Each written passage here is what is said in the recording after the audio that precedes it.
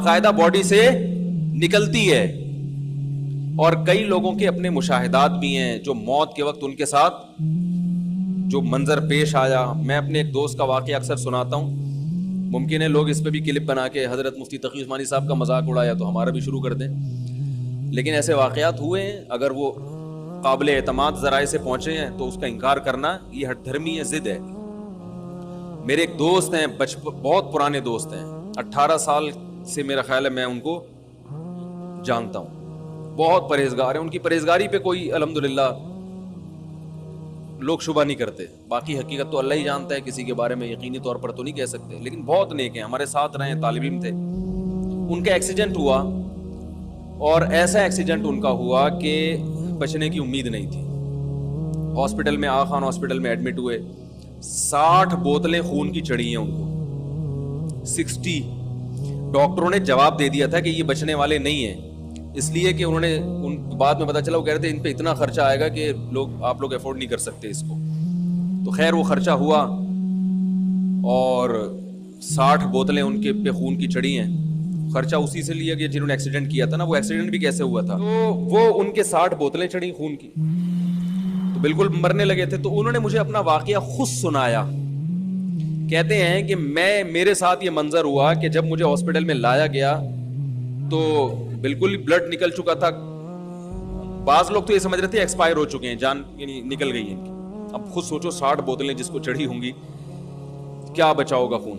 تو کہتے ہیں میں نے یہ دیکھا کہ میں لیٹا ہوا ہوں اور میرے ارد گرد میرے رشتے دار کھڑے ہوئے, وہ کھڑے ہوئے تھے حقیقت میں بھی, ان کے والدہ بھائی وغیرہ. تو کہتے ہیں میں نے یہ منظر اپنی آنکھوں سے دیکھا کہ چھت کھلی ہے اور ایک سفید لباس میں ایک بہت خوبصورت فرشتہ آیا ہے انسانی شکل میں. تو میں اپنے رشتے داروں سے چیخ کے کہہ رہا ہوں کہ یہ میرے نلکیاں نکال دو, میری موت کا وقت آ چکا ہے. میں چیخ رہا ہوں لیکن میری آواز وہ سن نہیں رہے. ایک کیفیت انسان کی ایسی ہوتی ہے کہ جب وہ نیند اور جاگتی حالت کے درمیان میں ہوتا ہے, بالکل بٹوین میں. مجھے پتا ہے اس موقع پہ بٹوین کا لفظ استعمال نہیں کرتے ہیں, اس پہ کلپ آ جائے گا, ان کو اتنی بھی انگلش نہیں آتی. یہ میں ویسے ہی تھوڑے سے چٹنی کباب کے طور پر ایسے لفظ استعمال کرتا ہوں. وہ مجھے لوگ کہہ رہے ہوتے ہیں نا, میں درمیان میں رکھ دو, وہ کہتے ہیں یار کیا مطلب, میں کہتا ہوں بالکل بٹوین میں رکھ دو لے جا کے. ٹھیک ہے, تو وہ جو ہے وہ کہتے ہیں کہ میں بتا رہا تھا کہ ایک حالت ہوتی ہے انسان کی, جاگتی حالت اور خواب کے درمیان میں, جہاں وہ کچھ خواب بھی دیکھ رہا ہوتا ہے اور کچھ اس زندگی سے بھی اس کا تعلق ہوتا ہے.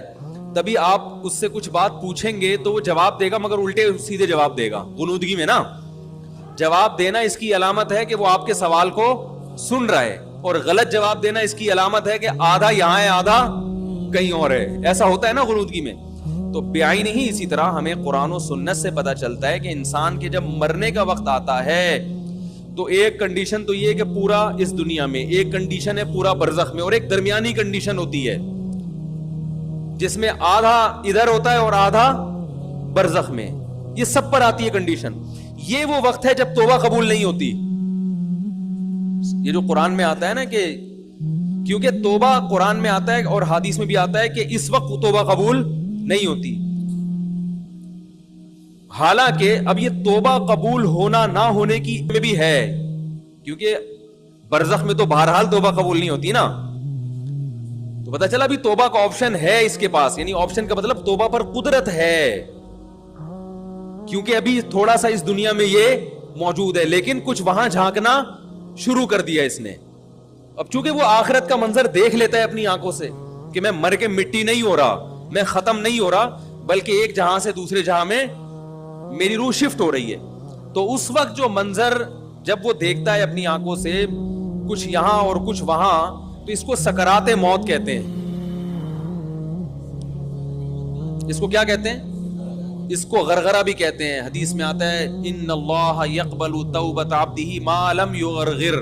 جب روح اٹکنے لگتی ہے نا اس وقت تک اللہ بندے کی توبہ قبول کرتے ہیں, اس وقت نہیں کرتے پھر, کیونکہ اب یہ ایمان غیب کا نہیں رہا, اب یہ دیکھ لیا انسان نے. اب وہ سارے اس کے دلائل جو ہے نا کہ میری عقل نہیں مانتی, مجھے اللہ نظر نہیں آتا, اور مجھے تو فرشتے نظر نہیں آتے, آج تک سائنسدانوں نے کوئی لیبارٹری میں فرشتہ دریافت کیوں نہیں کیا, یہ ساری اس کی بحثیں کیا ہو جاتی ہیں, یہاں ختم ہو جاتی ہیں, اللہ اس کو دکھا دیتے ہیں. تو وہ کہتے ہیں کہ میں نے دیکھا کہ اس کنڈیشن میں ہوں میں، اور میں نے دیکھا کہ چھت کھلی ہے، میں چیخ رہا ہوں کہ بھائی ہٹ جاؤ، میری موت کا وقت آ گیا، یہ نلکیاں نکال دو. کیوں؟ اور وہ فرشتہ قریب آتا جا رہا ہے. کہہ رہے وہ قریب آتے آتے آتے آتے اس میں خوشبوئیں، بڑا خوبصورت اس کا چہرہ، بڑا نورانی اس کا سفید لباس اس کا. تو کہہ رہے اب دیکھو دینداری ہے نا، تو ہر وقت اللہ کی رضا کی فکر کہ اس موقع پر کیا کرنا ہے. کہہ رہے میں سوچ رہا اس موقع پر نبی کی کیا سنت ہے. تو فوراً خیال آیا نبی صلی اللہ علیہ وسلم نے آخری عمل جو کیا تھا وہ مسواک کا کیا تھا. دیکھو اسلام میں صفائی کی کیا ویلیو ہے یار. دنیا سے جانے سے پہلے صفائی کی کیا ویلیو ہے یار. دنیا سے جانے سے پہلے دانت صاف کر کے جا رہے ہیں بھائی. میں صفائی کی بات کر رہا تھا. تو انہوں نے کہا کہ کہتے ہیں میں نے کہا کہ بھائی فوراً کیا چاہیے؟ مسواک، تاکہ اب فرشتے کے یہاں تک پہنچنے سے پہلے میں کیا کر لوں، نبی صلی اللہ علیہ وسلم کی یہ سنت زندہ کر لوں، مسواک کر لوں. تو وہ کہہ رہے میں چیخ رہا ہوں، کوئی مجھے مسواک نہیں دے رہا. وہ فرشتہ آیا آیا آیا آتے آتے کہہ رہے میں اس کی ناک میری ناک کے بالکل قریب پہنچ گئی، بالکل ابھی ٹچ ہونے والی تھی کہ اس نے ایسے نیگیٹو میں سر ہلانا شروع کر دیا. نہیں ہوتے ہوتے ریورس ہو گیا، وہ چلا گیا. اور کہہ رہے میں ہوش میں آ گیا.